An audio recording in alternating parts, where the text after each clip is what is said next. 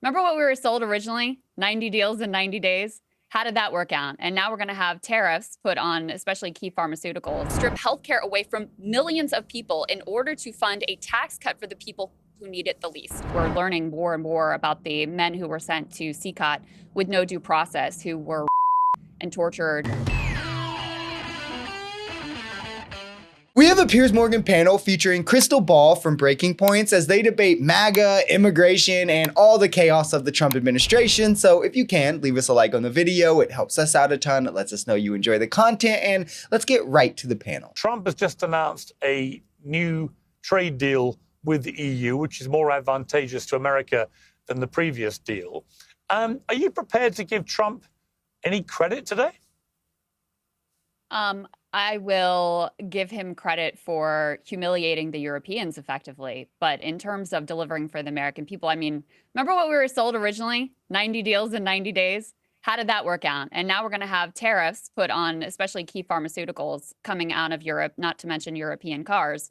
So what you're likely to see is prices go up for your average working class American. So no, for the American people, I think that this is not even close to a win. Crystal is, of course, absolutely right here. And remember MAGA perspective. If any Democrat promises anything and misses one little bit or is off by 0.5% or anything, it's a complete failure no matter all of what they achieve. But when Trump touts 90 deals in 90 days and we get what?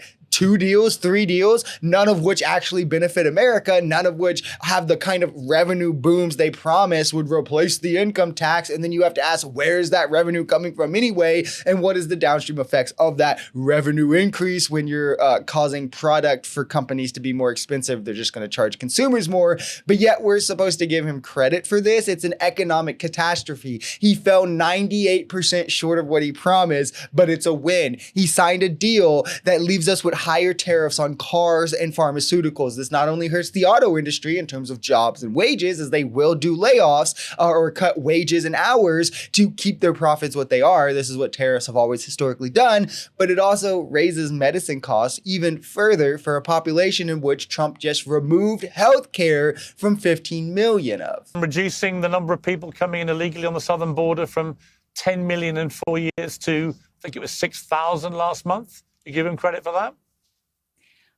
He certainly has cracked down on the border, no doubt about it. But, you know, the cruelty of this immigration system, we're learning more and more about the men who were sent to CCOT with no due process, who were raped and tortured and abused. We're learning more about the conditions in Alligator Alcatraz. I mean, it's a horror show, which is exactly why the American people are revolting against all of his immigration policies across the board, even though that had previously been a strength for him. It never ceases to amaze me how MAGA has the most childish perspective on viewing any political issue as if less border crossings just mean better policy. Ask these people why, because it'll always go back to racism. A strong border policy should incentivize legal immigration and make it as easy as possible for those to immigrate who will benefit the economy and society while prohibiting those who won't. Not less numbers. No, that's a misnomer. And in that regard, both parties have long failed us on the border. Trump currently still is legal immigration is now dropping. It dropped in his first term, which leaves us with labor shortages, will leave us with less revenue, and the incentive is going away as more and more people here legally are being harassed, arrested, detained, and it's not fixing any of the issues that lead to undocumented immigration. He's just banning countries, which again, you're putting a band-aid on an issue, not fixing the problem. And some legal immigrants, legal residents, some people who have no cause for deportation are being sent to foreign countries or gulags against their will, with languages they don't even speak, cultures they don't know. Like, what about any of this is good? Again, ask these people why less border crossings is good. They just want less brown people. I think in general, if I were giving him a letter grade, I'd give him an A, maybe not an A+, but an A. And again, I think it's the best first 6 months of any president in my life. Well, Crystal, what grade would you give Donald Trump? So let me just clear up for your audience. I am not some liberal Democratic sycophant who capes for the Democratic Party and can never give Trump credit. In fact, in his first term, I actually supported the tariffs that he put in place because I thought they made some sort of sense.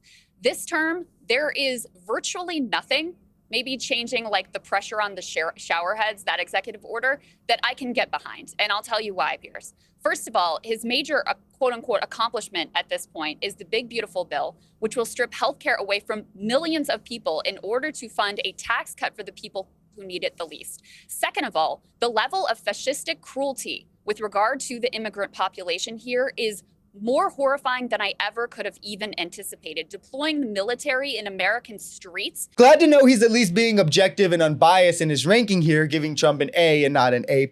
Also, best 6 months of any president. I think Joe Biden would like to have a word. And I mean, I'm sure there's presidents who trump him, but in Biden's first 6 months, I'll just name one thing that beats all of what Trump's done in this 6 months. Not to mention there's more I could name, but in his first 6 months, Biden passed the American Rescue Plan that increased the child tax credit, that cut childhood poverty in half within a year, the largest decrease ever in American history. What has Trump done in his first 6 months that compares to that? Literally nothing. He also cut health insurance premiums that led to like record-breaking health insurance coverage. Trump's done nothing to compare to either of those. Trump has lost his GDP. He's covered up a PDF file ring. He crashed our stock market with the tariffs. We've seen inflation increase. Prices are rising. Job numbers have underperformed. And wages aren't seeing any increases. It's all of a complete joke. And his one bill, as Crystal said, benefits the wealthy at the behest of health care and food stamps for millions, raises taxes on the average American, and only benefits the wealthy. It's unironically maybe the worst first 6 months we've ever seen for a president.